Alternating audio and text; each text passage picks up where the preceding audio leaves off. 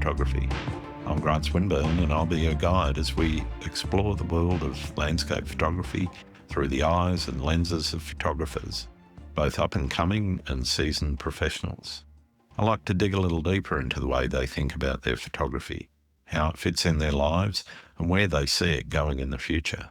Michael Frye has lived in or near Yosemite National Park since 1983. That kind of deep, sustained connection to a place has shaped everything about how he photographs, and it shows in work that's been published in over 30 countries, featured in National Wildlife, Outdoor Photographer, and American Photo, among many others. His time at the Ansel Adams Gallery was formative, bringing him into contact with photographic history, printmaking, and a way of working that emphasises decisions made before the shutter is pressed, rather than fixes made afterwards. That old-school foundation sits underneath everything he does, even the surreal nighttime work and high-key images that sit alongside his classic landscapes. In this episode, Michael talks about conveying how a place feels rather than just how it looks, balancing planned shoots with spontaneous responses to conditions, and building a sustainable photography business alongside his wife. He's also thoughtful about mistrust in imagery as manipulation and AI become harder to detect. I hope you enjoy the show. G'day, Michael. Welcome to Landscape Photography World.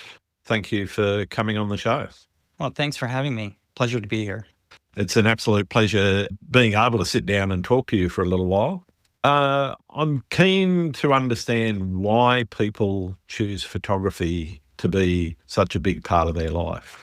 What was it that led you to photography, and what was it in particular that led you to landscape photography?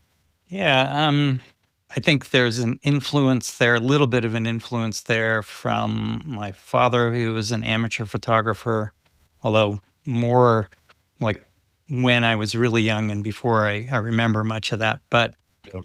And one of my older brothers was also into photography. And when I was a teenager, I was looking for, I kept looking for different kinds of creative pursuits, I think. I tried fiction writing for a while. I tried painting for a while. And neither of those stuck for whatever reason. In my late teens, early 20s, I got more and more interested in nature and doing hiking, doing climbing, outdoor stuff. And so I think that's kind of what led me to photography eventually, is that I wanted to record what I was seeing, show other people what I was seeing out in nature. And so, naturally that led me to landscape photography. I actually sort of started my photography career really focusing on photographing wildlife. But gradually, I did all kinds of nature subjects as well, but gradually sort of moved to doing more landscapes. Sure. The conversation that you just sort of started intrigues me a bit, because I'm keen to understand how photographers, where they find their creativity and where that spark sort of comes from. And one of the things that always fascinates me is where they realise what they're doing is something beyond just recording what they're seeing and moving towards actually creating something artistic out of that, and concentrating more on things like composition, more on things like how they express an emotion or a feeling that might be part of that experience that they had while they were in the landscape. Yeah, that's an interesting question. I would say for me, first of all, I mentioned that I had this attraction to other kinds of creative pursuits in there. Sure. So I think when I started in photography, I had some background in painting and knew something about art history and so forth. And so I'm sure there was some influence there. I think pretty early on in my photographic journey, I was looking to make photographs that were more artistic in one way or another. But I think it was really, later, gradually, and I can't really point to a particular time when I started thinking about what my photographs might express and how to do that. I think, I sort of gradually realized more, kind of more in hindsight, looking back at what I was doing, that I was interested in capturing a mood in photographs and conveying a mood, and trying to find different ways to do that. One of the sort of tangents I took on my photographic journey back in the 1990s was that I got very interested in doing night photography, and I did, as was of course with film back then, and I did some rather, I don't know, surreal looking nighttime landscapes where I lit various objects with flash and colored gels and did things like that. And part of the reason I think I did that was because, I was interested in nature. I still am. I love nature. I like, capturing all kinds of different aspects of nature and all kinds of different moods. And one of the ones that kind of at the time eluded me was something of that nighttime mood, that sort of sense of mystery that you might get when you're out someplace remote after dark. And at least with the tools and equipment of the day, found it hard to sort of convey that in images. And those techniques allowed me to do that a little bit. It's as something I sort of discovered that they allowed me to do. And that's why I sort of pursued that. But I still think that I still do nighttime images, not the same kind, but I photograph a diverse array of nature subjects, still photograph wildlife, and I do small scenes and intimate landscapes and grand landscapes, and all of it. To me, it's all interesting, and they're all aspects of nature that I enjoy, sort of experiencing and want to still show that to people, show people, how wonderful this planet is that we live on. Yeah, fantastic. The personal experience and emotional side of photography, that feeling, things, whether it's a dramatic, stormy looking sky, moody looking sky, or something that's, I guess more lighthearted and whatever. I'm really keen to understand how people sort of think about that. I love what you said about thinking about that retrospectively, because I think that's how a lot of people come to realize that what they're doing is actually creating art as opposed to just recording what they're seeing. And I'm just keen to understand, what are the things that influence you most? Is it a moody sky? Is it is it just something that catches your eye and you go, okay, that looks pretty, I'm going to take a shot of that? I'm keen to understand how people sort of pick their subjects. Yeah. All of the above for me, so, I know there are some photographers who have a very, very specific ideas about what they want to photograph and how they want to do that. And I think for me, within sort of the nature genre, I'm not that picky. I definitely want to make photographs that convey a mood or a feeling if I can. To me, that's high on my list of priorities in terms of what I'd like to do. I don't want to, ideally, and it's difficult to do, but ideally I don't want to just show what something looks like, but maybe capture a little bit of what it feels to be there at that time and witness this, and hopefully that comes through to viewers. But I'm not particular about what kind of mood. If it's kind of a happy, upbeat mood, that's great. If it's more of a dark, somber mood, that's great too. It's, again, I sort of feel like I like to, I personally enjoy, and therefore like to sort of celebrate in my photographs all those different aspects of nature. And so, like I said, I'm not really picky about what kind of mood a photograph conveys, as long as there is one. So if I see the potential for a scene or situation to make a photograph like that, then I try to recognize that and do the best I can to portray that.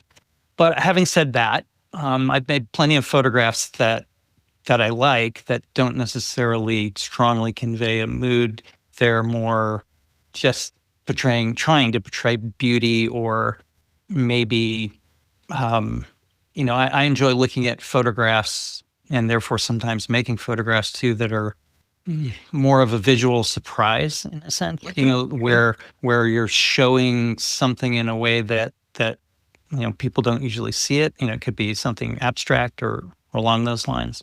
Sure. So it all works for me. Yeah, brilliant.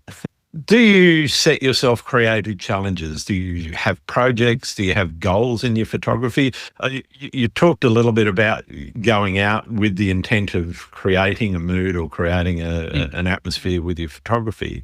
And I guess that challenge of going out and, I guess, either having a preconceived idea about what it is that you want, or freeing yourself by saying, okay, I don't have any preconceived ideas about what I want. I'm just going to find what I find, and the mood that takes me at the time is what's going to come out in the image. I'm just keen to understand and unpick that a little bit with you. Yeah. So, that's one of the things that I do think about sometimes, and I've written about at times too.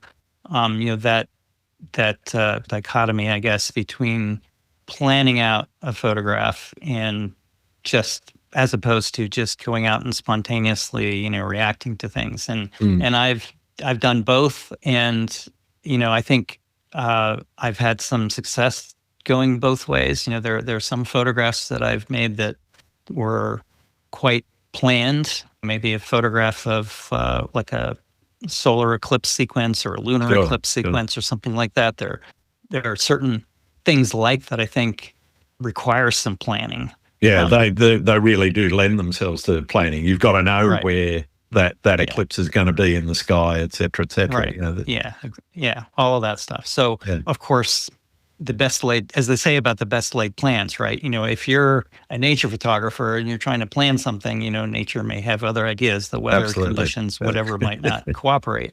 And so I think if you're going to photograph nature, if you're going to photograph landscapes, you also have to be willing to be flexible. If you plan something and conditions aren't right, pivot and do something else. Try to find something else that might work for those conditions that you happen to have. And I also sometimes go out with very little plan in mind, and just, as you say, just react to whatever I find. I think you have to start with at least a rudimentary plan. I'm going to go to this spot and see what I find. That's a plan, even if it's a very vague one. But I sometimes wait until I get in the car before I do that. Oh, really? Yeah. Great. Yeah. And I think that sometimes, kind of as you say, it's very freeing, to do that, to just see what happens and be open to whatever happens. And, I think I've made some of my favorite photographs that way too, right? So it can happen in all kinds of different ways. Yeah. I think that communication of a feeling is, to me, the real essence of good photography. Is if you can, and I guess you can't dictate what the viewer is going to take away from your images. So you've got to try and instill what you want into it, so that they will get at least some kind of hint. Whether or not they pick up on that hint or not is kind of up to them. But I find that the fascinating part about sharing work with others is understanding that you've got no control once it's out there as to how people are going to react to it. Do you try to instill in your photography things that you want people to react to? Like, I'm sort of picking up on what you said about trying to surprise the viewer and so forth. I don't think about that too much. If I'm out with my camera, and as I said, if I see an opportunity to make a photograph that maybe conveys a mood or a feeling, then I'll do my best to capture that. And then I can put it out there into the world. And as you say, once you do that, you don't have any control over how people are going to react to it and whether they're going to sort of see the same thing. I think in photography, I think in essence, photography is a form of communication. And, unless you never show your photographs to anyone else, that, you're the only person who ever looks at them. Even if you just share it with a few friends or something, you're hoping that your photographs communicate something to whoever views them. But as you say, you don't really have much control over how they react. I think, we, I've been doing this a long time, and I've kind of have a sense, I guess, of, how people might react to a certain photograph and so forth. Sure. But on the other hand, I try not to be too influenced by that. There's a line between like wanting to communicate something to other people, but also, you want to be true to yourself and make photographs that you want to make, and, have fun doing it, and that express what you want to express. And I think there are times when, at least for me, I make photographs that are something. There's something I want to do. For whatever reason. They're pleasing to me, and I know that there probably isn't going to be a big audience for them for whatever reason, just because, as I say, I have a lot of experience, showing my photographs and gauging people's reactions.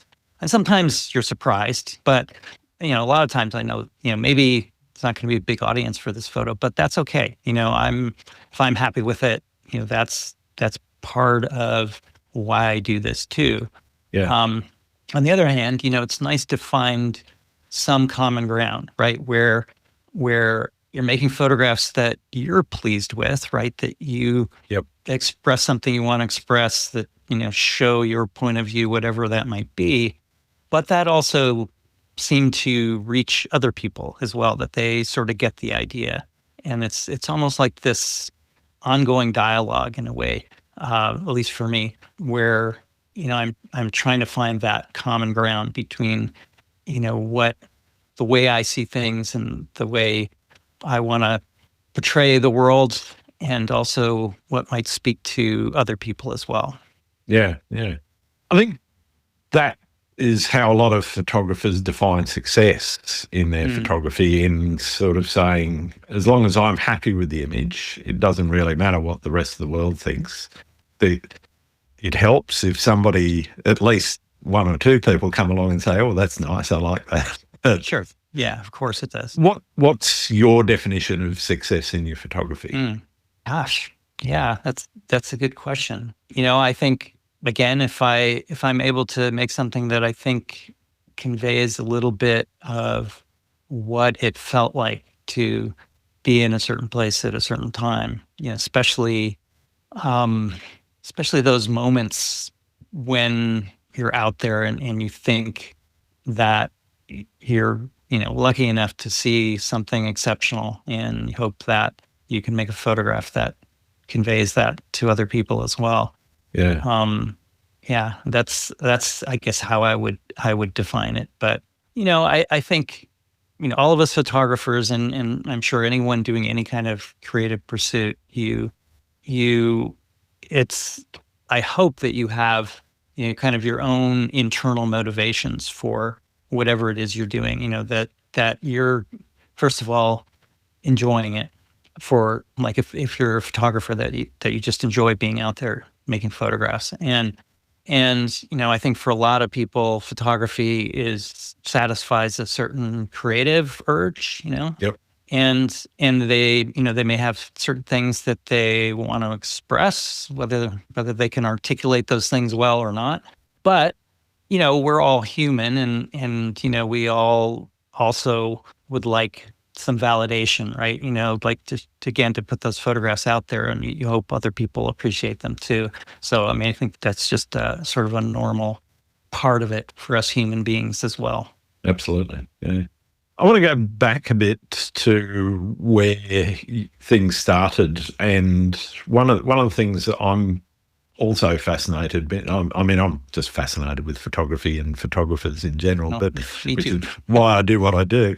But I'm really interested in how people learn the craft and put the hard yards into actually gaining the skills they need, both from the technical applications of using the camera in certain ways to, convey certain messages or convey certain feelings, but also in the more creative side of things, the inclusion, exclusion of things within the frame, the composition, and also the color and tone, and whether or not people saturate or desaturate or whatever. I'm just keen to see how you've sort of learnt the craft and I guess some of the lessons that you've gained along the way that have made your photography successful. First of all, I really like that you're asking that question. Other interviews I've done, I don't know that anyone has done that, and I think that's a really interesting topic in terms of just learning the craft. Initially, I didn't go to school for photography or anything like that. I took like maybe a 1-semester photography course in a junior college. That was about it. But I'm the type of person who, if I get interested in something, I'll go out and get books on it and read it and just dive into it and learn. I'm a pretty good self-learner. So that's really mostly, how I got started in terms of learning the craft, exposure, and getting things in focus and all that kind of stuff. Sure.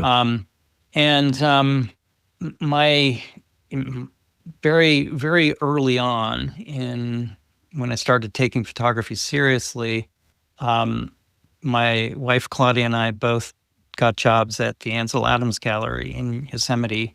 Yep. And that then became a big part of my education as well. First of all, I worked with several other really good photographers, and we would talk and I would learn things from them.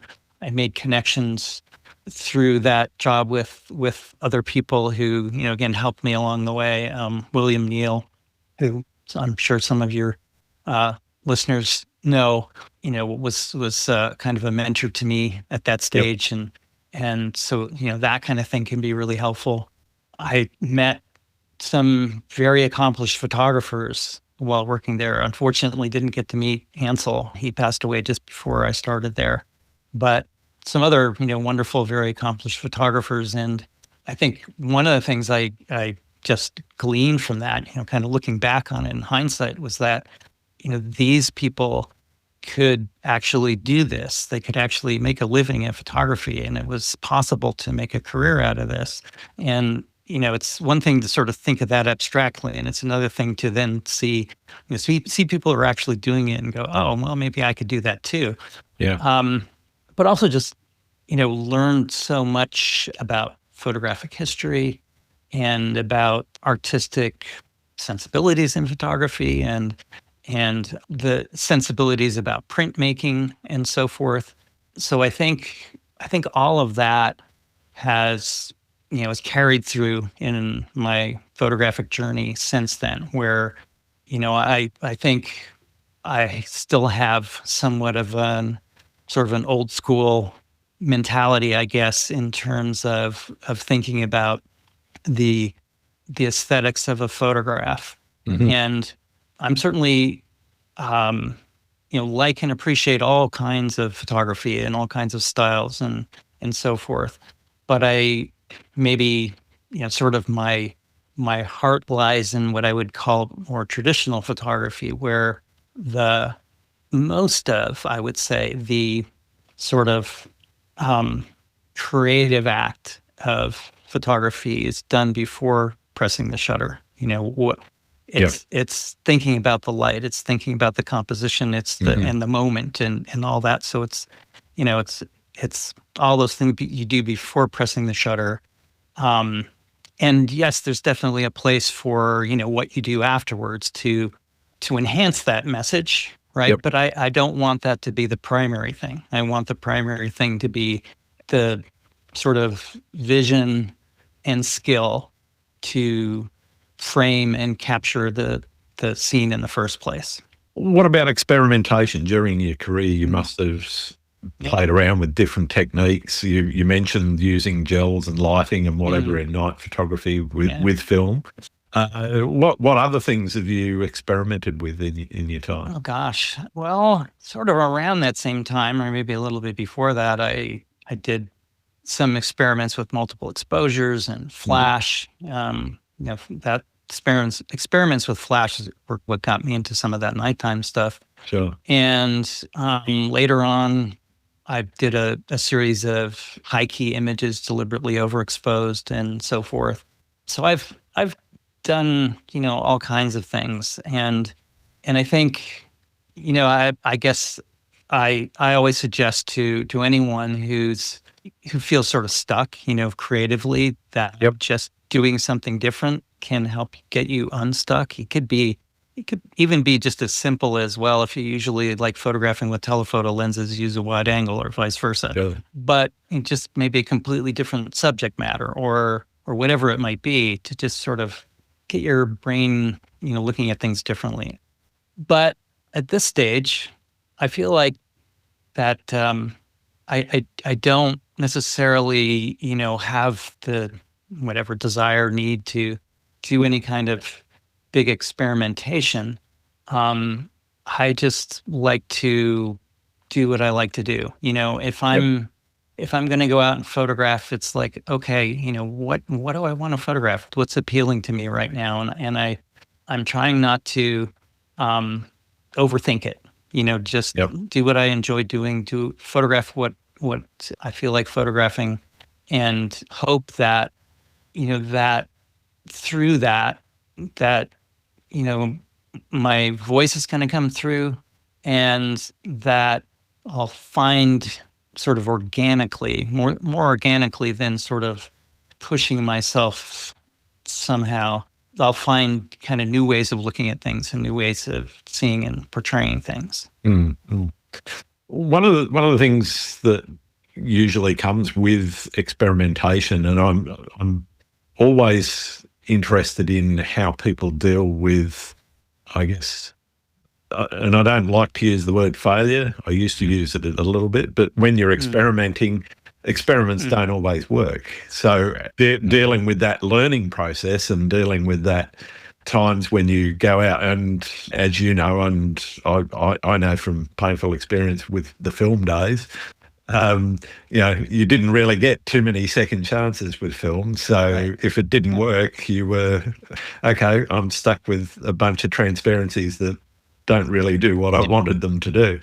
But experimentation with film was a much slower process, absolutely. You could try something and then you get the film back later, or you develop it and then you go, oh, well, that didn't work, I should try this. And then, much slower. Yeah, it might be months or even a year or so before you actually get back to, doing that sort of thing. Yeah. But I'm keen to understand how people deal with that. You sort of touched on being able to reignite inspiration by changing things up, but I guess I'm talking about the other side of the coin, dealing with disappointment and dealing with things that don't work. What's your best tip, I guess, to somebody that's in that situation where they've gone, I've given something a go and it didn't quite work the way that I wanted to do it? Yeah. I guess, I don't know that I have a set answer for that. There are certainly times when, you could do something like that and say, well, all right, that isn't going to work. Let's try something else. But I think sometimes, at least, if you're trying something different, might not work the first time, but that doesn't mean necessarily it's a bad idea or a dead end. It may just be that, haven't figured out how to do it yet, or, you didn't have the right circumstances for it to work. So I think, you have to sort of evaluate, is there potential there or not? And if it's a, quote, failure, unquote, then sometimes, those aren't really failures if they lead you to something interesting, whatever that might be. Yeah. And I would say also, just kind of add to what I said before too, that for me in these days, experimentation is often more just sort of pushing the edges of what I normally do, So, there might be a lighting situation where I think, oh, this isn't going to work. The lighting isn't going to work based on all the years I've been doing this, and I've struggled to make this kind of lighting work. And, I think sometimes it's a good idea to just kind of question that kind of thinking in yourself, to say, well, let's say if there's something you think the lighting isn't going to work, but there's something that intrigues you about this scene or whatever it is, maybe give it a try anyway. Maybe see if you can make it work, or some other situation where maybe, you think it's not going to work because of some technical limitation, whatever that might be. Oh, I'm trying to photograph a field of flowers and get them all in focus, but the wind's blowing and, I'm not going to be able to do that because I'd have to focus stack or something. I don't know. It could be anything. And it's like, so how, instead of just saying, well, okay, this isn't going to work and walking away, maybe, all right, maybe I should try it anyway, or maybe I should go with that and let the flowers be blurred, or, something. Yeah. Maybe use shallow depth of field. Just sort of nudging up against your own self-imposed restrictions in a way, and questioning them from time to time, I think can be really useful. Yeah, I love that. You talked a little bit about how you started thinking about becoming a professional. What was the decision point where you got to and said, okay, I'm going to rip the Band-Aid off, I'm going to be a professional photographer? What was that moment like for you, and how did you think through that experience? Yeah. Well, looking back, I think I made kind of a rash decision when I was a young man to do that. It's like, okay, this is what I want to do with my life. And it just seemed like at the time the thing I most wanted to do. And I didn't really have any sort of established career track or anything like that. I half jokingly tell people sometimes that I've succeeded in photography to the degree I have because I have no other marketable skills, I say half jokingly because there were times when, when I wasn't making much money at photography, and maybe if I'd had some other well-paying career or something that I could have fallen back on, I might have, just for the. But then you might not be the photographer that you are. So. Well, of course. Yeah, of course. So, but I didn't have that. So I just kept plugging away and pushing ahead. In the early days, my wife, Claudia, she was sort of the main breadwinner for a while, right? Mm-hmm. So we had a son. She worked full time. I worked part time and stayed home and took care of our son and tried to build the photography business in whatever free time I had. Mm. And that took a while. And and then we got to a point where we had to sort of make the decision to cut the umbilical cord, and she quit her job, and we've been living on the photography business income ever since then. And of course she's a partner in that. She and I work on it together. Sure. Do you think that partnership is one of the reasons why it has been successful?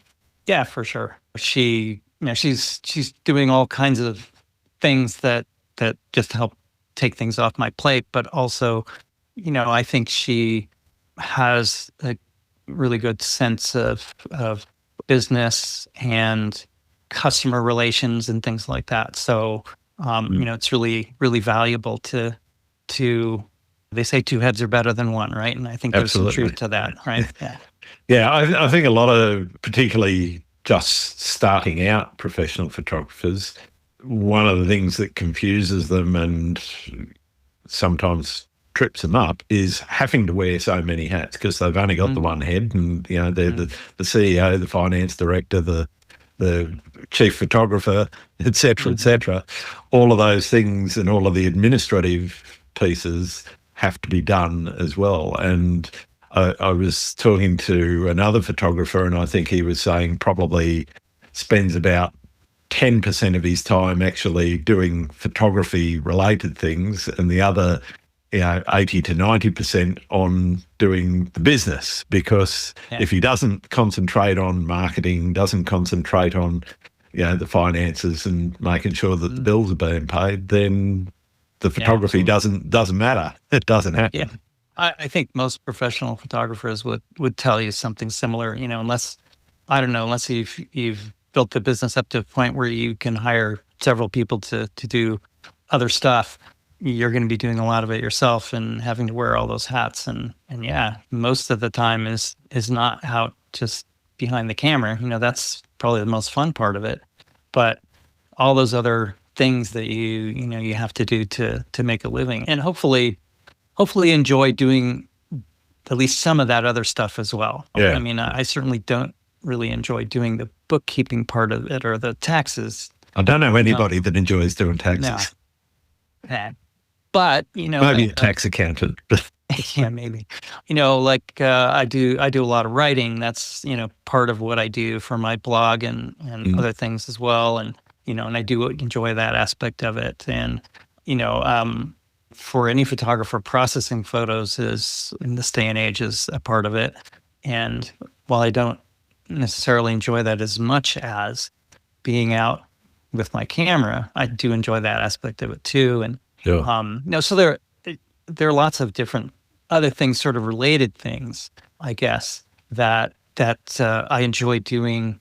And so I feel pretty lucky to be doing this job, basically. I want to talk a little bit about, you mentioned your writing, and not only do you have a blog, I think you've done something like 5 books plus a number of ebooks and so forth, and some of them are about photography itself, actually, about the topic of photography, as opposed to just being, well, here's a book of my photos and there's a bit of a blurb about where I was when I took them and so forth.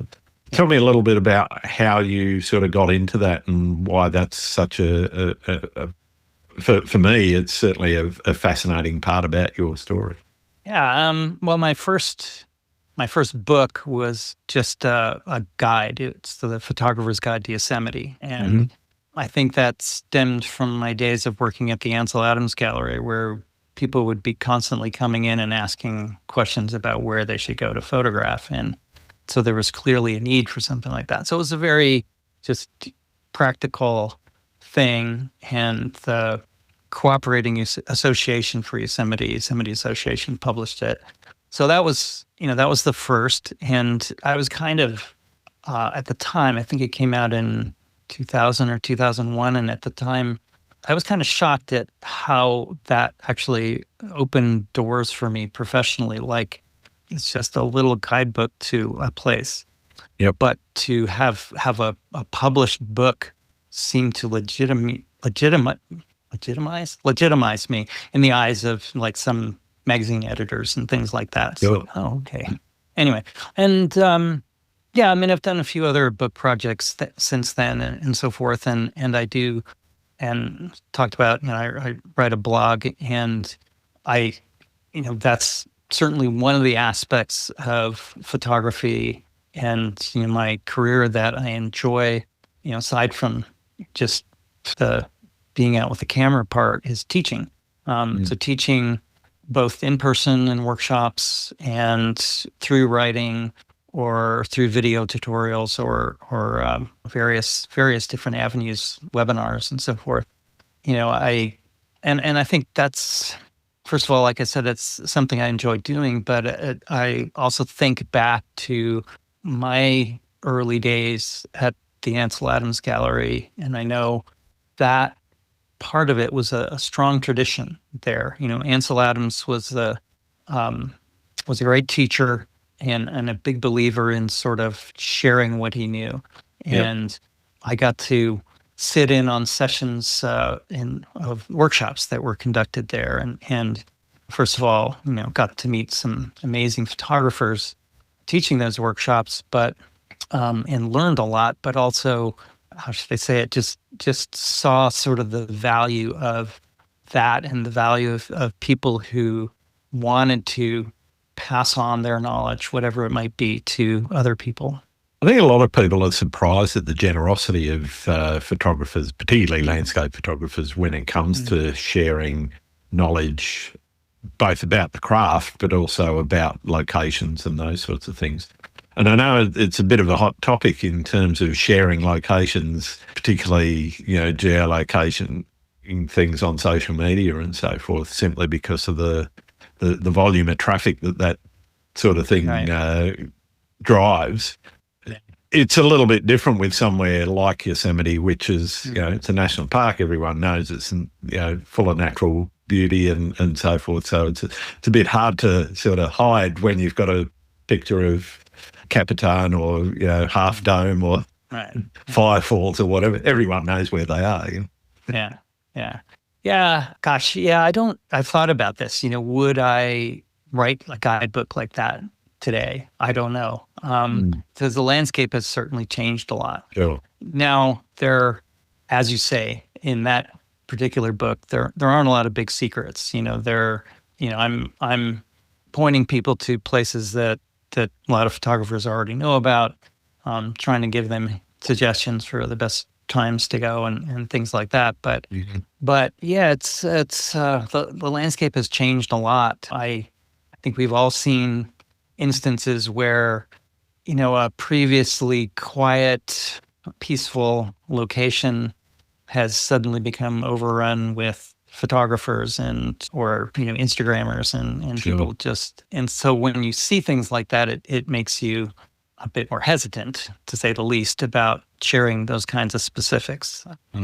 So unfortunately, I find that I don't feel like I can be as explicit about sharing locations as I once was.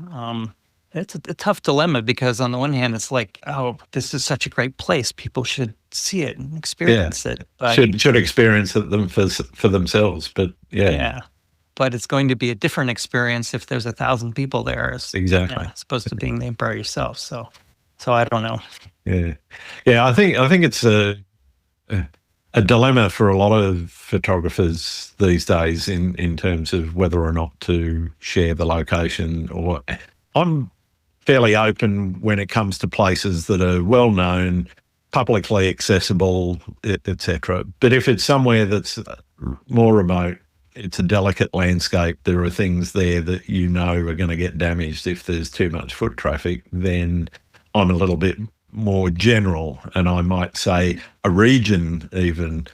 It might be somewhere on the north coast of New South Wales for me, as opposed to saying this particular beach at this particular point, Yeah, of course. Yeah. And I think a lot of us have reached that same point where, especially for those kinds of locations that are, less known or sensitive in some way, that it's maybe even irresponsible to share that location, or could be. Sure. So, talking about locations, is there a favorite one that you've got? Is there some place or some area that you just fell in love with and want to keep going back? Oh, well, yeah. I mean, obviously Yosemite is one of those. That's, sort of my backyard. I lived in the park for 20 plus years, and we now live about an hour away from Yosemite Valley. Sure. So that's a special place to me, of course. But yeah, and there are certainly others. We do a workshop up in the Redwoods in Northern California every year. In fact, we're going to be leaving for there on Monday, I think. And that's an area I love. Just got back from my 4th raft trip down the Grand Canyon, and that's another really special place to me as well. Yeah, there are a lot of places that I really connect with, and I think that sort of brings up another topic, maybe a little bit related to what we're just talking about locations and so forth. Yeah. And that sometimes people ask me, like, don't you ever get tired of photographing Yosemite? Or, how do you go back to the same place over and over again and still find things to photograph? And I think, first of all, to me, I actually think that you're likely to make better photographs of a place that you're familiar with than someplace new. You know the area, you kind of know, what places might work under certain conditions, and have that kind of experience, as opposed to being in a place that's completely new and you really don't know where to go, basically, Yeah. especially, for certain conditions. But also, I think that going back over and over to the same area in a way can force you, well, maybe not force you, but at least, motivate you to do something different, to, say, all right, I've kind of picked all the low hanging fruit, all the kind Yep. of obvious things to me here. What else can I do? Yeah. What else is here? And, a place like Yosemite Valley is actually, just infinitely rich in possibilities. When you first go there, you tend to focus on something like El Capitan or Half Dome or Yosemite Yep. Falls or whatever the big grand scenes, but there's so much else there too. And Yep. and so to me it's sort of there's endless potential there, and it's endlessly rich, and anytime I go, there's bound to be something to photograph. And I think that's one of those things too, kind of getting back to some things we were talking about earlier, where for me, at this stage in Yosemite, most of the time, some place like that where I'm very familiar with it, I don't necessarily have much of a plan. It's more like a lot of times it's just go up there and look around and just see what's happening, and Yeah. see if there's anything that sort of catches my eye or sparks my imagination and says, oh, that might be interesting. Let's go there. Yeah. It's something that has come up on the podcast a number of times, is that repetition in a certain location, going there time after time, really does, as you say, I think, help you refine that location in your memory, and knowing that place well helps you find new and different compositions within that.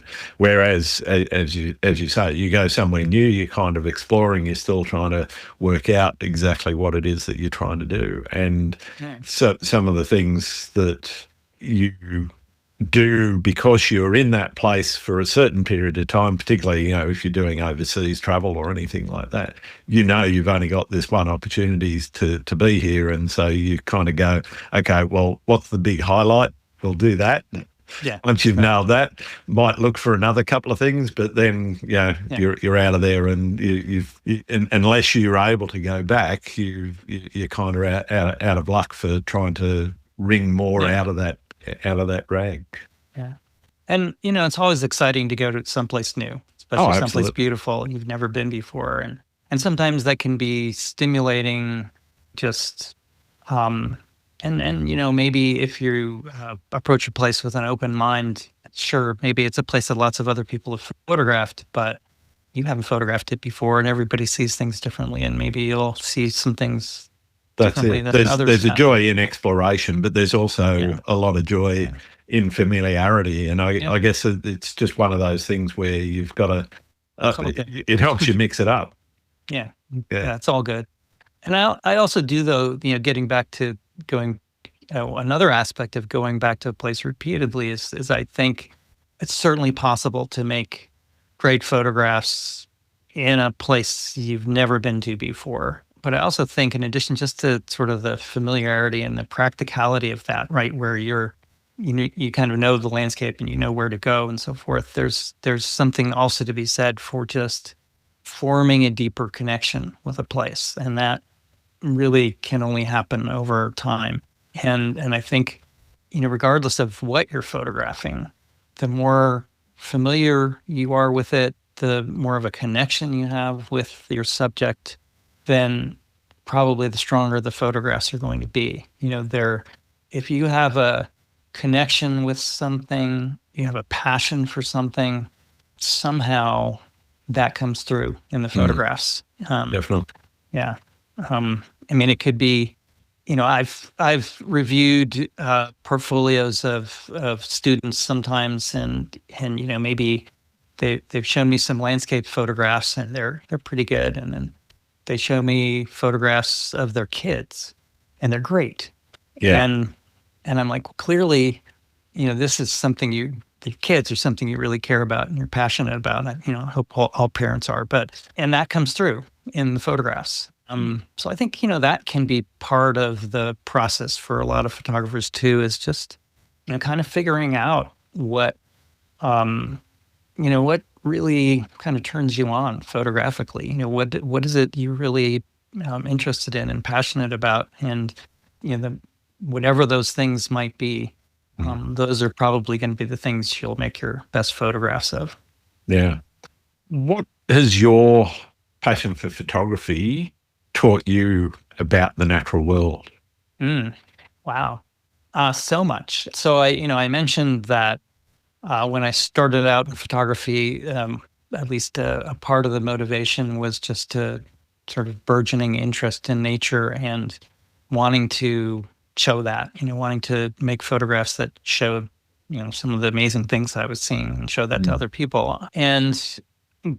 But I was already interested just in nature and natural history before I even really seriously started doing photography. So that's always been, kind of part of it for me. I just find all that kind of stuff fascinating.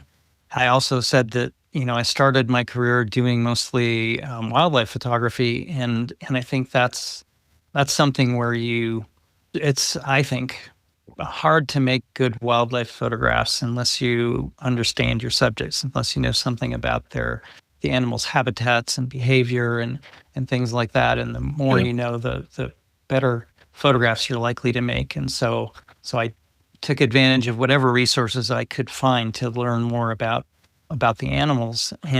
But it continues. If you're going to photograph wildflowers, it helps to know something about the plants and maybe the type of conditions that might trigger a wildflower display. I think in landscape photography, often a big part of the equation is weather. And so landscape photography has gotten me to really become interested in the weather and become a bit of a, kind of weather geek, and learning how to use learning as much as I can about the weather, but also learning how to use all kinds of different tools to try to be able to anticipate what the weather might do. All of that. I mentioned coming back from the Grand Canyon, and that's a place where the geology is front and center. And I think having at least some understanding of the geology, especially in a place like that, can help inform your photography and maybe give it just a little bit of a deeper dimension. In terms of experiences, is there one notable experience that you've had that sort of stands above the others? Gosh.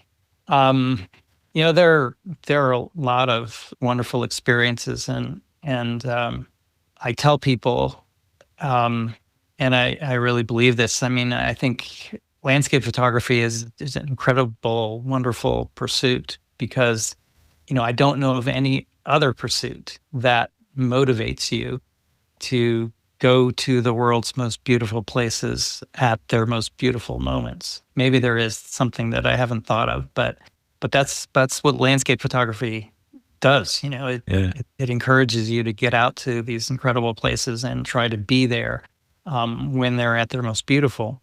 So, lots of great experiences from, just being in the redwoods in the fog when sunbeams start breaking through, or being in a dust storm in sand dunes in Death Valley or something like that. I do vividly remember a time, I think it was almost 10 years ago now, photographing Horsetail Fall in Yosemite from kind of a higher vantage point when nature just put on this amazing jaw-dropping light show to the point where, I just had to just sort of stand there and take it all in. And it was honestly hard to believe that it was actually real. It was actually really happening. And I feel very lucky and privileged to have seen some things like that. But I think,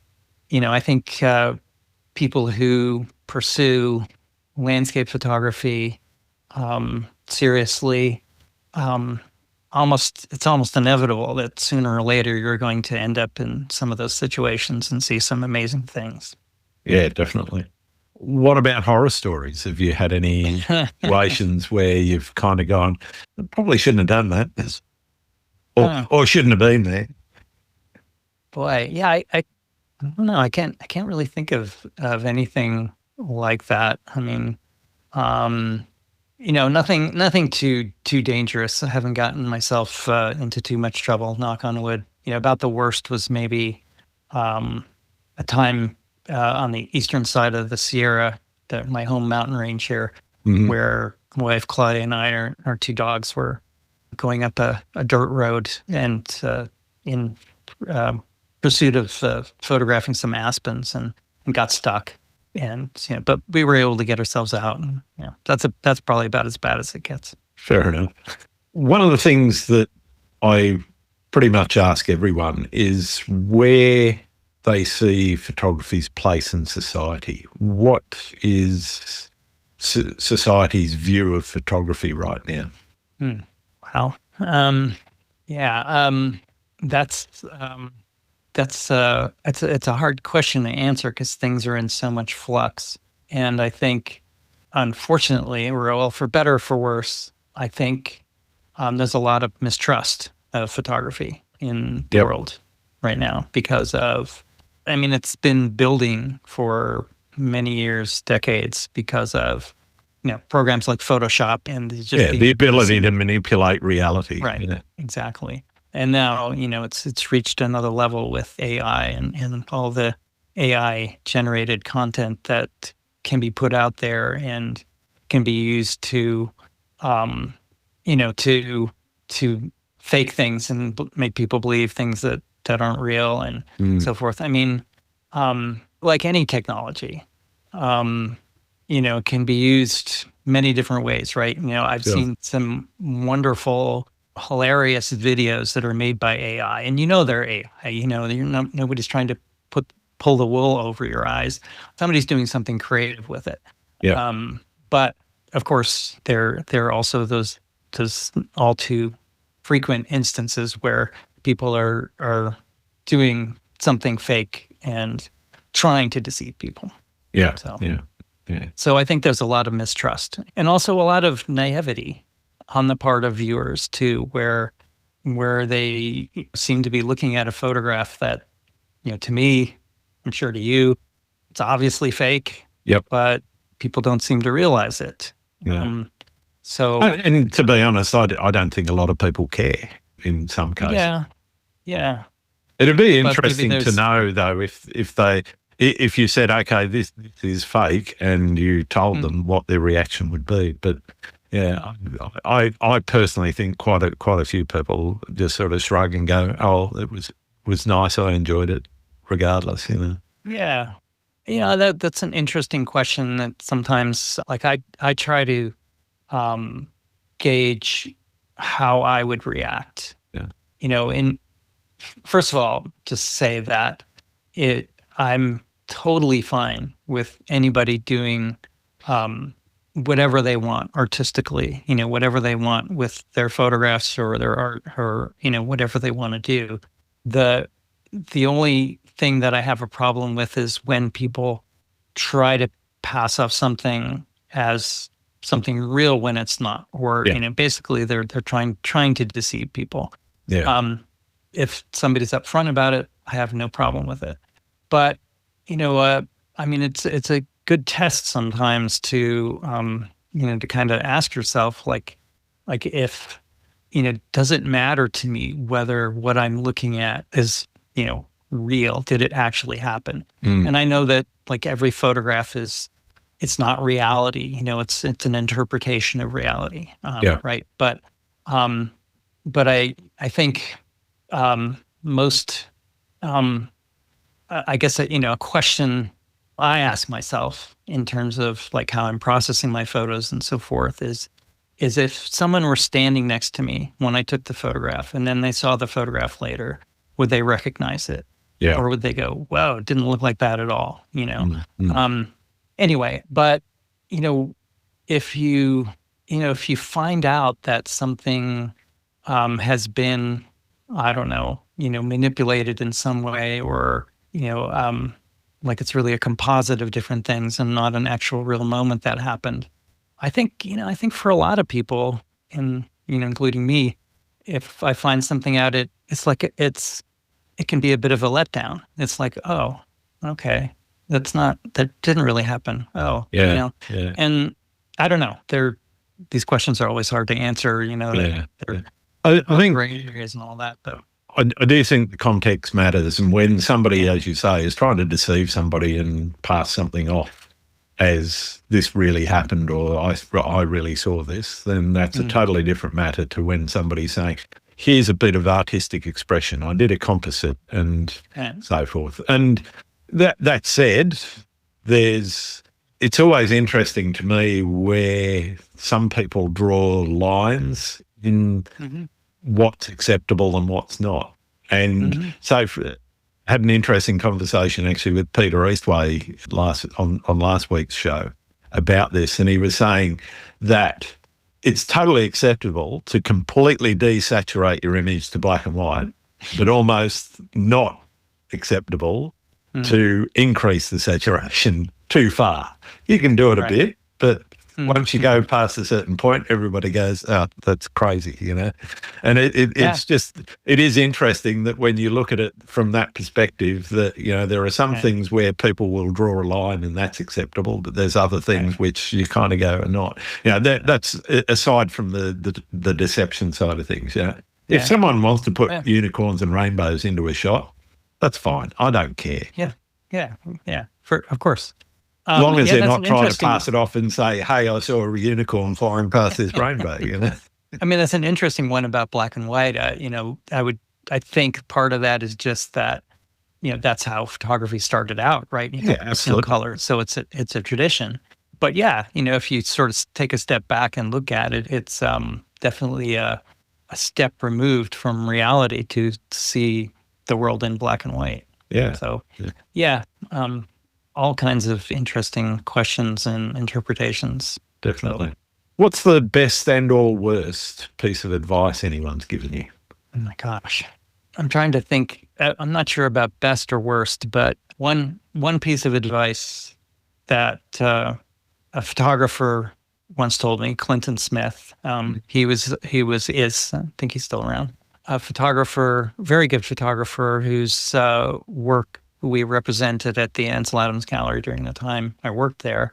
And he once told me that we photographers don't get to pick our best images. We put the images out into the world, and then from there, we can't really control how people react. And that, the world is going to kind of decide which images they like best. And I think that was helpful to me. I didn't really quite get it at first when he told me that, but I've thought about it over the years, and I think that was helpful to me in enabling me maybe to have a bit of detachment about such things over the years. I think every photographer has probably had the experience of putting an image out into the world in one way or the other, and having the world sort of collectively yawn, and go, shrug their shoulders and move on. And they're like, wait a minute, I love this photo, and no one else seems to, right? Yep. And also, we've all probably had the experience of putting an image out into the world that maybe we didn't think that highly of. Hopefully, put it out there. You care a little less about that. Yeah. And the world goes nuts over it. They go, oh, this is the best thing ever. And anyway, like I said, I think that advice has allowed me to have a little bit of detachment, or helped me to have a little bit of detachment over the years, and just be able to accept those kinds of things. And it also applies to submitting images for something I don't do as much anymore, but especially when I was starting out, submitting images to magazines or calendars or whatever it be, and you're got to be prepared for a lot of rejection when you do that kind of thing. So, absolutely. So so that was one piece of advice that I think sort of stuck with me. Yeah, I don't know.